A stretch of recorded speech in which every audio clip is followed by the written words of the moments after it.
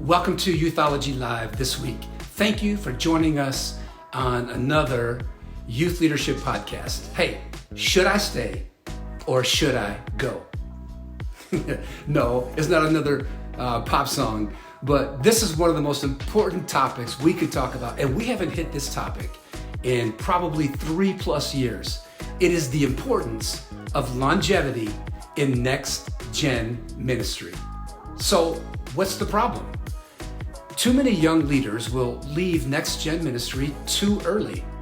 Now, I know you might be thinking, who am I to determine God's will for someone's life, right? That's not what this is all about. I know that people will hear from God about the call of God on their life, when, where, how long, right? This is more about solving the problems that cause young leaders to leave prematurely when it is not God's leading. All right, listen, only young leaders can determine that for themselves. But I think with some of these principles, young leaders can apply this and stay longer. Like, I really believe that they're leaving to take executive positions and leaving the ministry or leaving to plant a church or even to become a lead pastor. And really, they're not finished, they're not done. And they with next gen. And listen, for many reasons, and we're going to talk about some of those, okay? Let me give you 2 overarching reasons why longevity is important in next gen, right? 2 overarching problems, and then we're going to talk about some other things and how to stick it out. Number 1, with the breakup of the family in America comes an even more important reason for next gen leaders to commit to longevity in their work. Think about it. While the family and home may not be a consistent and stable influence in a young person's life, the church and next gen leadership should be. We should be a consistent, stable model of a long presence. I like to say it this way: obedience is doing the right thing for a long time in the same direction. Next gen leaders who model a healthy family culture in their work are assured of growth because of this cultural lack of the family unit in our society. So what a better way to improve that. Number 2, the stages that a young leader will go through prepare them for even greater effectiveness as they get older. Listen, almost 40 years for me, man. And I feel like I just started out. When you first get into next gen ministry, you are like a peer. You're really considered a peer who is not much older and than the teens or the children. And even the parents would look at you as a novice, right? And they would say, hold it, this person is leading my children, right? But when you go through these important phases, you move from being a peer, right? Or a friend in those first few years, you move into another stage, okay? Now we would call that the big brother or big sister stage, where maybe you're 5 to 10 years into this and your influence is growing and you've gotten a little bit more experience, and yet you still remain close to the age of the youth. Now listen, the next stage would be what we would call a cool aunt or a cool uncle. Maybe it's year 10 to 15, and you've gained a lot more experience, right? Then you go through being a father or a mother, that next stage. Maybe you're at 15 to 20 years.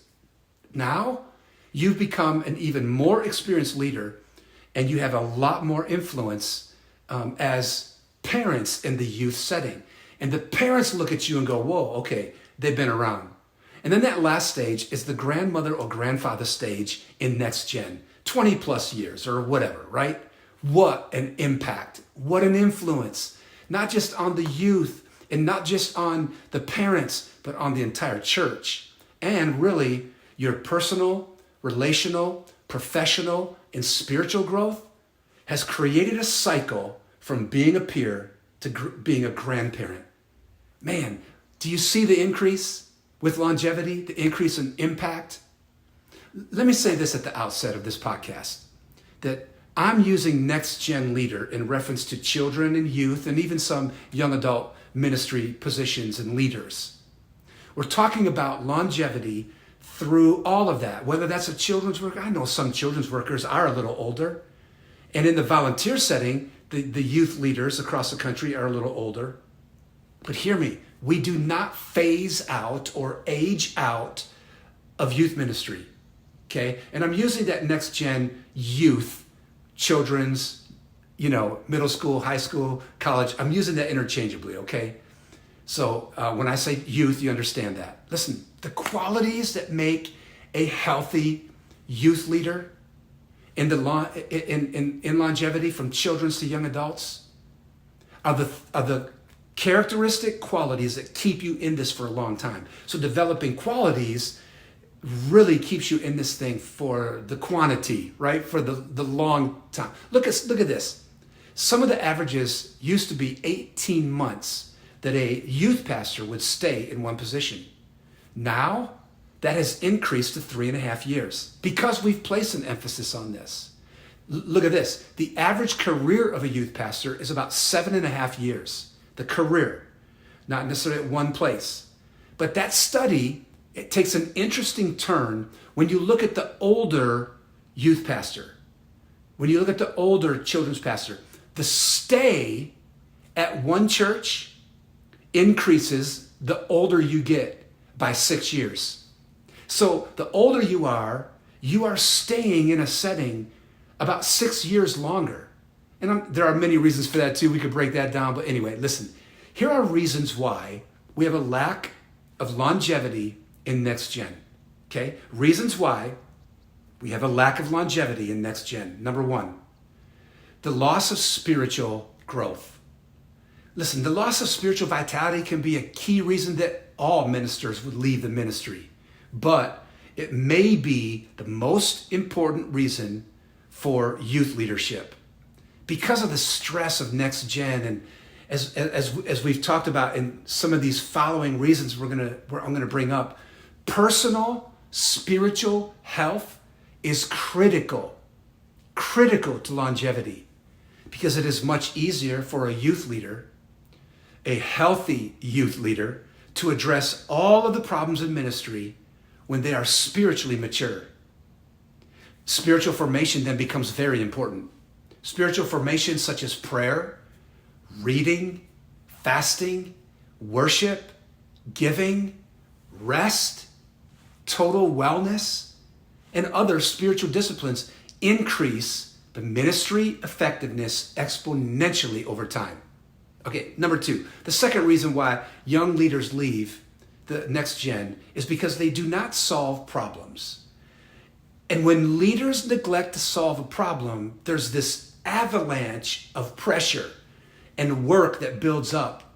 Parental issues, budget issues, pastoral team problems and relationships, and event planning and personal family issues. All of these can become like a tsunami crashing down upon us. And when you get behind that mounting problem, that hill, it can be easy to simply quit or move on to another opportunity. But it is when we solve problems that we gain confidence and longevity. Solving problems and the wins this creates, hear me, solving problems and the win that this creates brings a joyful and positive atmosphere to the youth ministry. Listen, here's a quick practical way to increase problem solving, to help you with problem solving. I like to tell young leaders to write down a list of the problems they are having. Okay? What are the problems you're facing? And then to say, okay, on one side are the list of problems that I have. I'm going to turn that paper over, and on the other side are the list of solutions to the problems. Listen, I guarantee you will find that there are way more solutions to the problems than there are problems without solutions. I've watched it. Listen, give it a try in the setting that you're in right now. Okay, number three, a lack of currency and futurism. It's a lack of staying staying current. And I know sometimes that can be discouraging, and that then we're gone. But as a next gen leader gets older, he or she may start to question themselves. Maybe they start asking questions like, am I relevant anymore? Or can I relate to the younger generation? Maybe you have even entertained the thought is, maybe it's time for somebody else, somebody younger to lead. Man, one of the things I do to stay current, maybe this will help you. One of the things I do to stay current about every 2 to 3 years is I simply reinvent myself at every stage of ministry, to take the effort to say, okay, is there something is there a gift that I have or a talent that I have that I'm not using? It takes effort, but I simply rediscover or discover something new in me. A few years ago, I took a look at my preaching, and I was watching a lot of videos. You know what I found? That I was pretty good at spoken word and pretty good at writing and poetry. So I started doing spoken words, man, and I had so many people be like, man, where'd you get that? I'm like, well, I got it in my bag, And it just became something that brought life to my meetings and to my message. And I found that often God is not leading a young pastor away to leave youth ministry, right? He's not leading them away. It's been discouragement from a lack of currency and the inability to relate to the world of the adolescent. But remember, a next-gen leader does not phase out or age out of ministry simply because of age. We just have to do a little work to stay current, right? Talking to teenagers, spending time with teenagers will keep you current in the language and the dress. Right? Okay, number 4, losing relationships to the students. This is similar to what we just talked about, right? But there's something more to this, because this is almost a solution to the last problem. The relational ethic in youth ministry is critical. And what I mean by this is not losing our proximity and our conversation and our relationship with teenagers. When youth leaders are not in the context or the setting of teenagers, it is easy to lose the love of the youth culture or miss the personal stories that make up each student. And then, honestly, we become statistical and sterile in our approach to teenagers. Our work becomes presentation and not presence. And if all you're doing is worrying about the presentation and the preaching or the teaching or what you look like up front or with a mic in your hand and not a mic in your heart, did you hear me? Or a Michelle in your heart, man, something's wrong. The more time you spend with adults, the easier it is to move on to adult ministry. The more time you spend with youth, the longer you're going to stay in next-gen ministry. Did you hear that? I've watched it. I've watched leaders spend so much time with adults, and then I tell myself, and I've watched them, I've said they're not going to be in it long. I've watched this play out in youth leaders for many years. As soon as I see a youth leader spending an inordinate amount of time with adults, okay, it is not long before they are planting a church, becoming an executive pastor, or moving on to senior leadership. Listen, missionaries got it right. Ministry in relation to the target and the context of the people we are trying to reach is the relational ethic. Ministry is about relationships, and missionaries have shown us that there's not a missionary on the planet who would stay home and try to minister to their target. Ministry is taken to a whole nother level when it comes to relationship. That's where longevity is grown within relationship. Let me ask you a question. When is the last time you cried for a young person, for a child? When is the last time you've cried for a teenager? Right? Where's your emotional return in your work? Do you just know names and not stories? Honestly, if all you know is names, then it's not going to be long and you're gone. But when you know the stories connect you. And I believe that that relationship and that proximity to teenagers and their story will light a fire of passion underneath you for them, right? Honestly, I get the pressure. Get past the names and learn the stories. Okay, hey, number 5, the last one.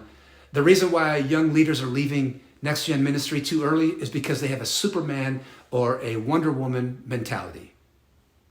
None of us has all the answers to all of the problems that will arise in Next Gen ministry. But with a collaboration and team effort, this teamwork, we can handle anything. The circle you run in is your strength, it's your joy, it's your vitality. Hey, the national champion Michigan Wolverines, gotcha. They have a motto they've lived by for many, many years. And it goes like this: those who stay will be champions. Longevity pays out, especially when you have the right group or team of people around you who share the workload over a period of time. It's the team, the team, the team. And that's what the Avengers does. There's no weakness on the Avengers. Superman has a weakness. Iron Man has a weakness. But when you put them all together, there's no weakness. And what happens is we begin to create this longevity in 3 quick ways with this last point. Family relationships. Family relationships that create joy in the youth ministry. And number 2, out of this youth leadership team, delegation and responsibility. And the match of a leader in their skill set.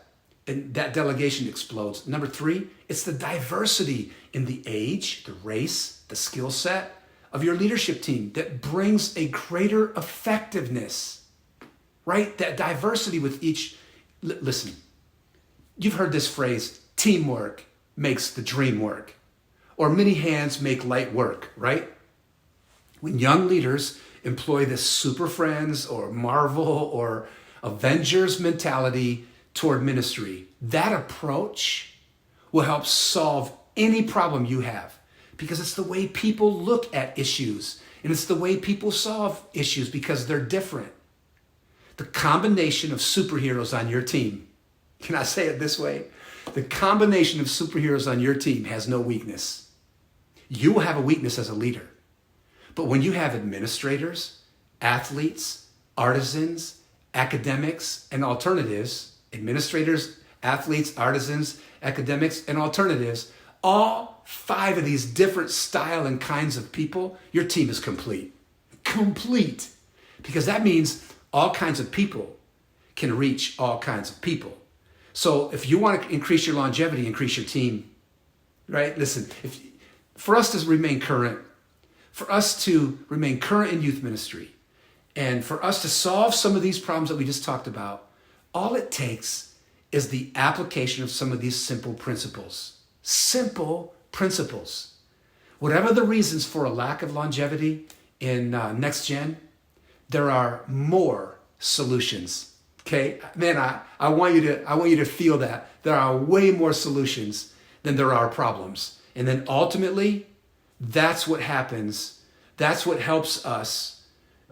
The solutions, that's what happens in a leader's life that keep them in a place for the distance, because we do not age out and we do not phase out of Next Gen ministries simply because of age. It happens with a lack of passion and purpose in some of these things we just talked about. So listen, hey, you know where to find us. Just follow the socials. Hit the link tree in the socials, in the bio. Just go there and you can watch this on YouTube. You can listen to this on the iTunes podcast, or you can read the manuscript. It's up right now, okay? You can read the manuscript at our website. Hey, God bless. Join us again next week for another topic on youth leadership. See you.